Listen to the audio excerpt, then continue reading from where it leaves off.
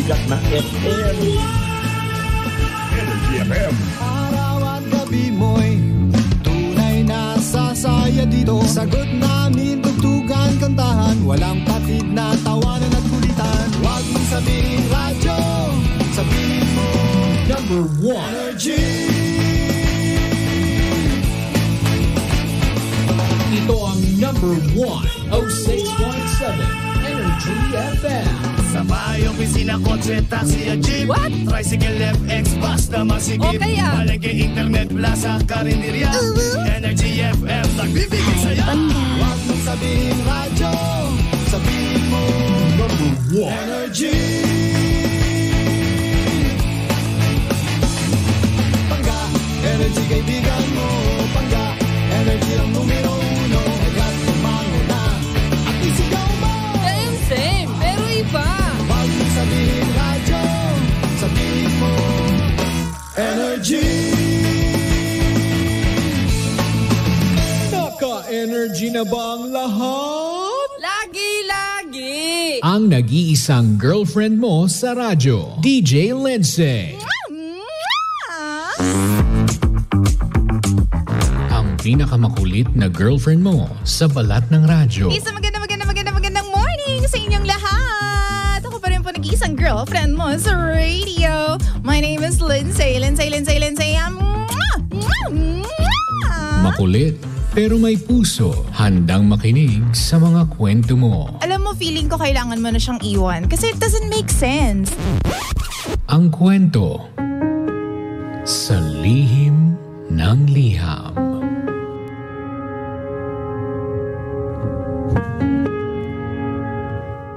Mahal kong Lindsay.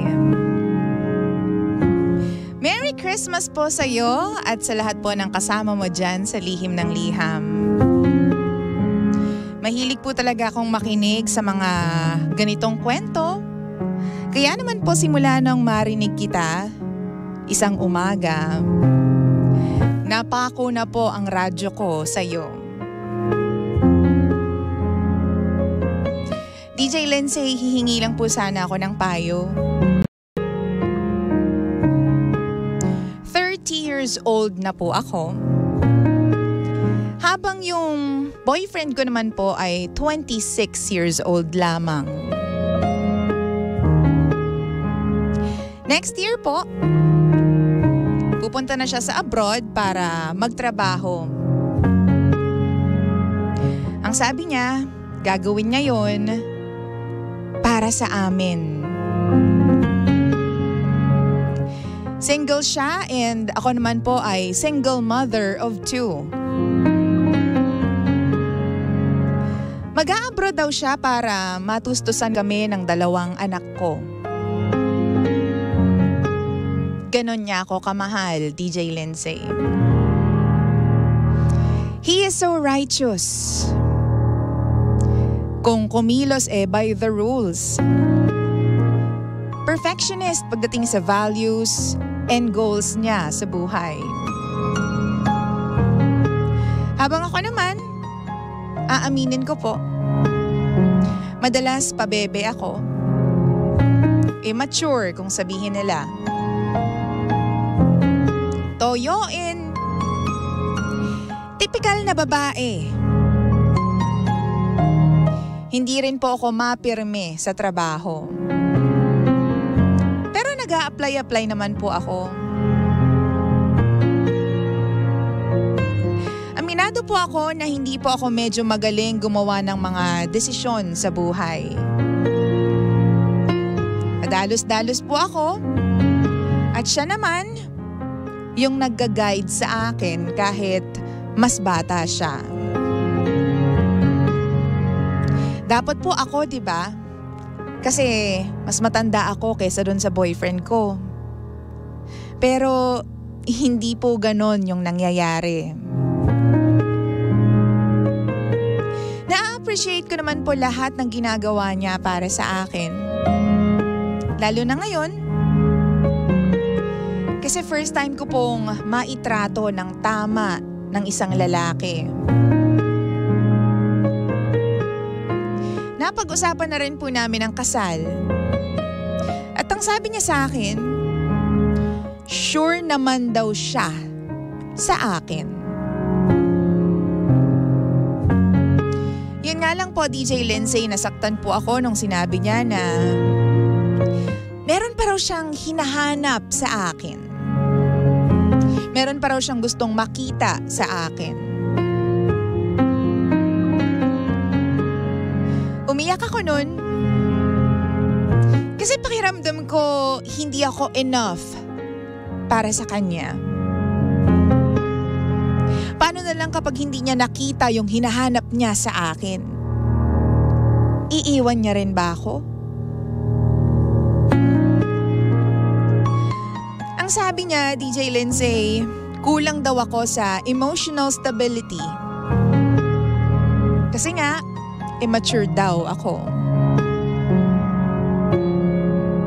Hindi ko rin naman po alam kung bakit ako ganito. Siguro na-trauma na ako sa past relationship ko. Ngayon po, naaawa ako sa sarili ko. I feel so down, DJ Lindsay. Pakiramdam ko po kasi anytime pwede niya akong iwan. Pero kailan lang naman, binawi niya lahat ng sinabi niya sa akin. At biglang sabi niya, wala naman daw siyang problema sa akin. Sure na raw siya sa akin. Ang sabi niya, kahit daw hindi niya makita yung hinahanap niya, ako lamang daw yung gusto niyang makasama habang buhay. Pero bakit ganon, DJ Lindsay? Nasaktan po kasi ako eh. Alam ko po hindi magandang idea dahil magpapasko na. Pero parang gusto kong ayusin muna yung sarili ko. Gusto kong ayusin yung buhay ko. Sa tingin niyo po ba, masusurvive po namin itong relasyon na to? Masyado po kasi akong sensitive emotionally. Lalong-lalo na po pagdating sa relasyon namin. Paano ko po ba kokontrolin yung mga nararamdaman ko? At yung pagiging praning ko pagdating sa relasyon naming dalawa?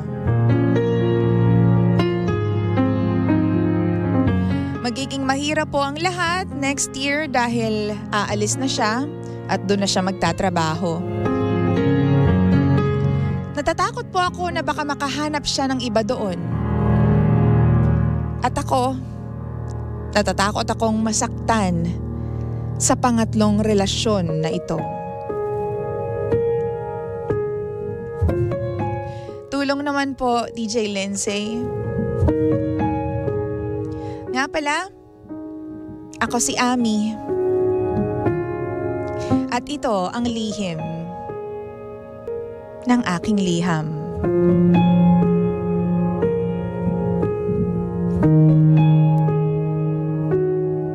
Lihim ng liham.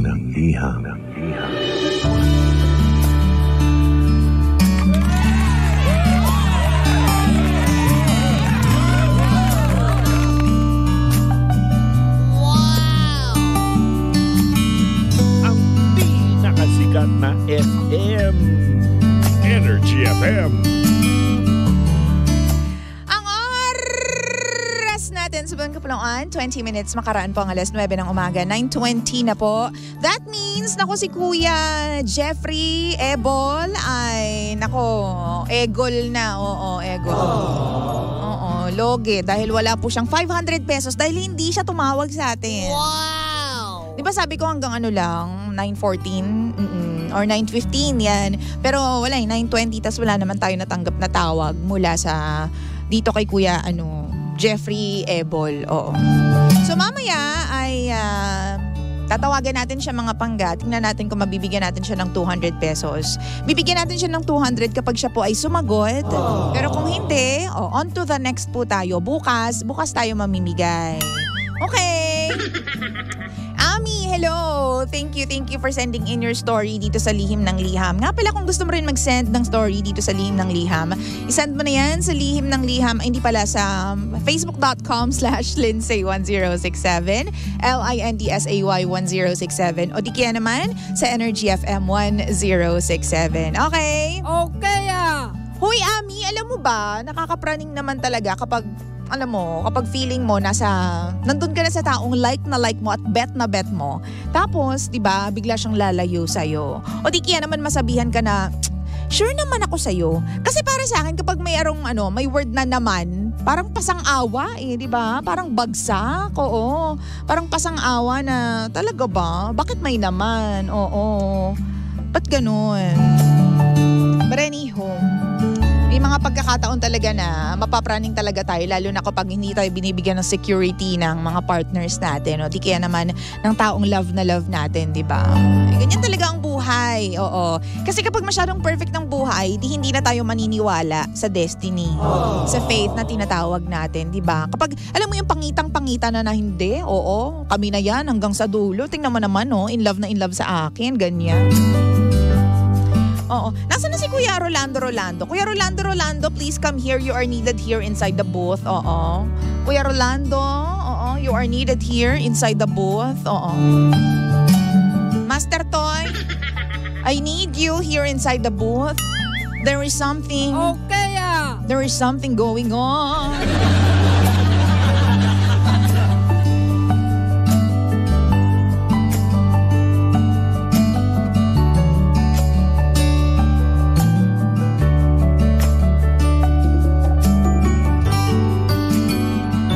Habang ginagawa ng paraan ni Master Toy ang mga bagay-bagay.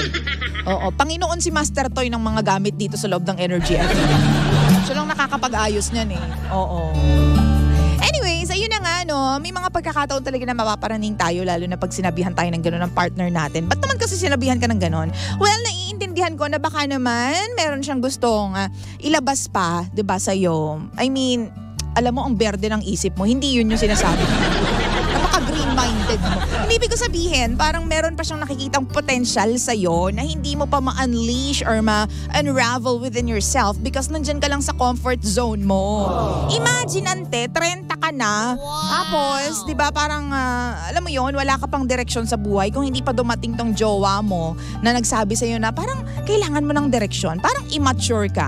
Hindi mo marirealize na kailangan mo palang ayusin yung sarili mo at yung buhay mo, di ba? Kasi ang mga lalaki, naniniwala ako na may mga ganyan din silang gusto sa buhay Kapag halimbawa naghanap sila ng partner, gusto nila yung tipong le-level sa maturity nila. Bakit? Kasi minsan nga naman mahirap buhatin, di ba, yung mga babae na mahirap din pakisamahan. Sa una, oo, 'di ba? Kayang mag-cope with us, 'di ba? Kayang mag-cope ng mga lalaki sa mga pinapakita natin, lalo na kung bet na bet nila tayo, 'di ba? Pero kapag tumagal na, tapos habang tumatagal nagiging mas immature ka pa, 'di ba? Kung nung una pabebe ka, tapos habang tumatagal mas nagiging pabebe ka pa, masakit ka na sa ulo. Abi, hindi rin gugustuhin ng lalaki na mag-stick sa ganyan, sinasabi ko sa iyo. Babae, eto, I've learned this before, may lalaki na nato-turn off sa mga karelasyon nila kapag masyadong nakadepende sa kanila yung kanilang mga girlfriend. Yung tipong, what I meant by laging nakadepende or super nakadepende is that nawawalan na sila ng goal sa buhay, nawawalan na sila ng identity of their own. 'Di ba? Dahil masyado na silang na-cover ng shadow ng kanilang boyfriend. Gets mo? Yung tipong nawawalan na sila ng pangarap sa buhay, nawawalan na, pag tinanong mo anong mga goals mo sa buhay, wala. 'Di ba? Parang steady na sila sa gano'n na nasa bahay lang sila, tapos uuwi yung boyfriend nila or yung live-in partner nila o yung asawa nila, ganyan. Iintayin lang nila, wala silang ginagawa, ganyan. Parang alam mo yon, wala nang something, wala nang development sa character. Wow! Nato-turn off ang mga lalaki sa ganyan. Oo, no? May mga pagkakataon na nato-turn off sila dyan, no? Ang galing mo talaga, Master to. You are the one talaga. Palakpakan po natin si Master to. Sabi sa inyo, si Master Toy ay Panginoon ng mga gamit dito sa loob ng buhok. So, yun. Feeling ko, ate, mawawala lang yung pagiging praning mo kapag, yun nga, binigyan ka ng security ng partner mo. 'Di ba? Kailangan niya i-communicate sa'yo kung ano talaga yung nararamdaman niya, kung ano talaga yung mga betching niya sa buhay with you. 'Di ba? Kahit sino naman siguro mapapraning kapag sinabihan ng gano'n. Yung sure naman ako sa'yo pero meron pa akong gustong makita sa'yo. Wow, ano ka? Supervisor. 'Di ba? Ano to, parang probationary period tong jowa mo? Na kapag hindi mo nakita yung gusto mong makita, liligwakin mo siya. Di ba nakakatakot naman talaga yung mga ganong salitaan, di ba? Tapos open, parang floating pa yung ano na yon, yung statement na yon, na parang meron pa akong gustong makita sa'yo. Parang yung mga nagsasabi lang yan, mga boss-boss lang eh. Di ba? There is something in you, di ba? You have to prove me something. Parang ganon kasi yung datingan sa akin. I don't know with you, ha? Wow! I may be wrong, pero yung dating sa akin is ganon. And feeling ko, okay lang naman na sabihin mo yon sa jowa mo, pero dapat may kabig agad, 'di ba? Yung tipong, ano ka ba, mahal na mahal kita kahit ano, meron pa akong gustong makita sa iyo, pero tutulungan kita na ma-unleash yun or matutunan yung mga bagay na yon. I will help you to become your best version, ganon.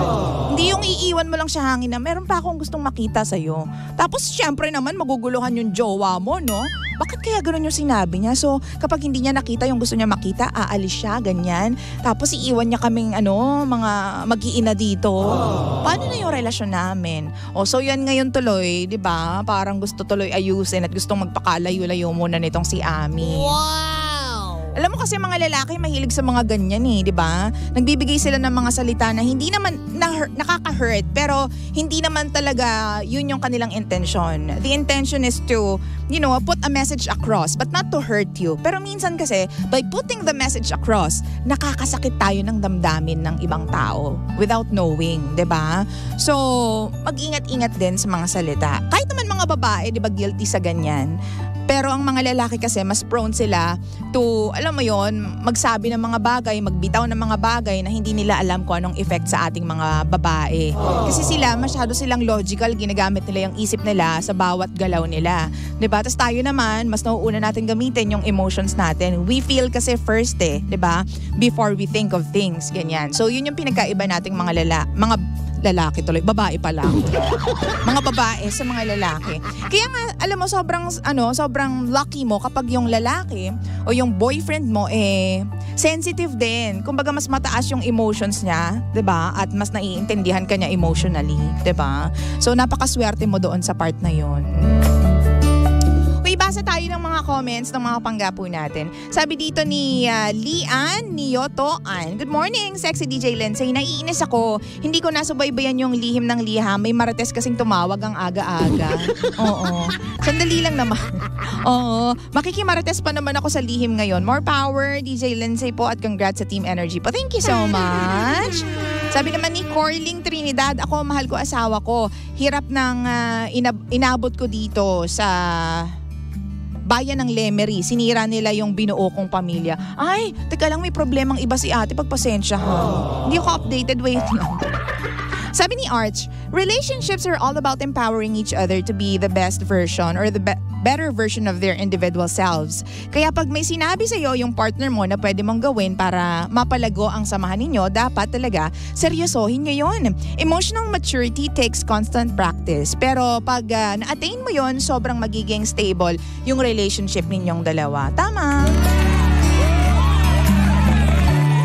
Naniniwala ako, friendship, na ma-reach mo yung emotional stability kapag nadaanan mo yung iba't ibang, alam mo yon, iba't ibang challenges, 'di ba, sa isang relasyon. 'Di ba, para ma-practice mo yung emotions mo.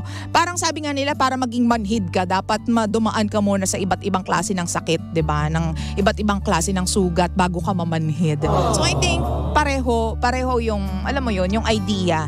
Para maging matured ka when it comes to dealing with relationships, dapat hindi naman sa marami, pero alam mo yun, napagdaanan mo yung iba't ibang levels ng relationship.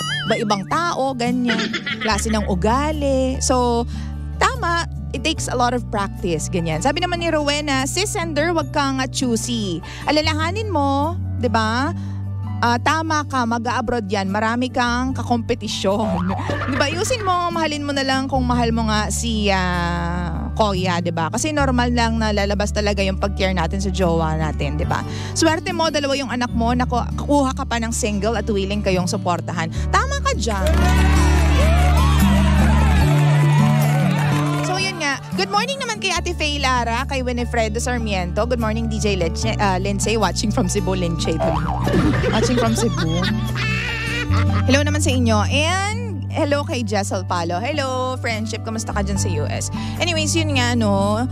Kung pupunta man siya sa ibang bansa, tapos may iwan ka dito, tapos natatakot ka na baka makahanap siya ng iba doon, then you have to, diba, say it to him, sabihin mo sa kanya kung ano yung nararamdaman mo.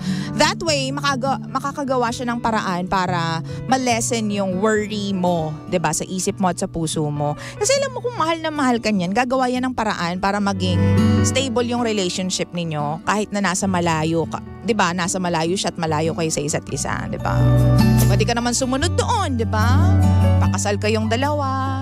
At saka normal lang yan yung mga ganyang naiisip mo, lalo na kung paalis na yung partner mo. And next year, ano na ba ngayon? December na ngayon, so next year, very soon na yan. Normal lang na mapraning tayo, diba? Toyoin tayong mga babae kapag may mga malapit na tayo sa deadline. So there. Basta kung ano man ang nararamdaman mo, kailangan mong sabihin yan sa kanya, 'di ba? Mag-away man kayo, magtalo man kayo, 'di ba? Hindi man kayo magkasundo, at least na-send mo yung message across, nasabi mo yung gusto mong sabihin sa kanya, 'di ba? Feeling ko naaasar ka lang kasi totoo naman yung sinasabi niya na meron ka pang i-improve, 'di ba? You can be better. If not best, better muna, 'di ba?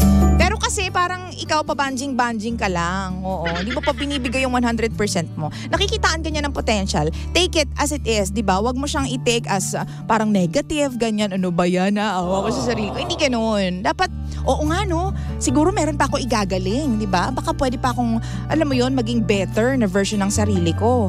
Siguro kung hindi ako mapakali sa isang trabaho, baka it's about time na mag-settle na ako sa isang trabaho para magkaroon ng, alam mo 'yon, structure yung buhay ko, kasama yung mga anak ko at saka itong partner ko. Diba? Huwag mong masamain yung sinasabi sa ng partner mo. Yan yung number 1 din na diba? Isa sa mga factors pala kung bakit nagfe-fail yung ibang relationship. Kasi imbes na intindihin natin yung sinasabi ng partner natin, we take it negatively. Diba? Minamasama natin yung mga sinasuggest ng partners natin. Diba? Lalo na tayong mga babae kasi nga emotional tayo. Diba? Guilty rin naman ako dyan. Oo, kapag kami ni Romel, nagtatalo din kami. Oh. Lalo na pag sinasabi niyang ang weird mo, no, bakit minsan ayaw mong ganto ganyan? As syempre, i-explain ko naman yung side ko. Tapos, diba, magtatalo kami for a bit, pero magkakasundo rin kami. Kasi, in the end, kailangan mong ma-realize na kung mahal mo yung tao sa bagay na perfect siya, yung mga perfections niya sa katawan, kung kaya mo siyang mahalin dahil sa mga bagay na kaaya-aya, 'di ba, sa kanya, dapat kaya mo rin siyang mahalin throughout her or his imperfections, 'di ba? Pero yung mga imperfections na yon, hindi naman pwedeng, alam mo yon, alam mo na nga nasablay ka dyan sa bagay na yan, bakit i-retain mo pa yung pagiging sablay mo? Ba't ka naman mag-i-remain yung sarili mo to be imperfect or to be sablay on that part of life, diba? So dapat kung kayang improve mo yung sarili mo dun sa part na yun. Wow! Kaya nga nandyan yung partner mo to help you out para akayin ka sa mga bagay na hindi mo kaya, diba? Ganun yun, ganun ang buhay. Mas masarap nga mabuhay kapag meron kang partner na alam mong kaya kang back-upan sa lahat po ng laban mo sa buhay, diba? Ganun yun. Ay nako, 9:34 na po ng nagmamagandang umaga. Siyempre naman, sa lahat po ng mga panggapo natin na nakaka-experience po ng, alam mo yun, feeling nila gusto na nilang mag-isa, o kung gusto mo na i-better mo na yung sarili mo without your partner. Decision naman yan. But if I were you, diba, kung meron kang laban na, alam mo yun, hinaharap ngayon, mas maganda yung merong hahawak sa kamay mo. Sasabihin na, laban natin tong dalawa. O walang bibitaw, ganito. Para sa'yo ang laban na to. Why? Diba? I am gonna be giving you a song from Daryl Ong Panga. This is not the original song that I'm supposed to play, pero Eto na lang yung i-play natin kasi I think this fits you well, no, si Ami. 9:35 ng umaga, this one is from Daryl Ong and this one is called Ikaw Na Nga. Again, wag nating isipin na kontrabida yung mga partners natin sa buhay natin, no? Just because nag-comment sila about things na feeling nila kailangan natin i-improve sa sarili natin, di ba?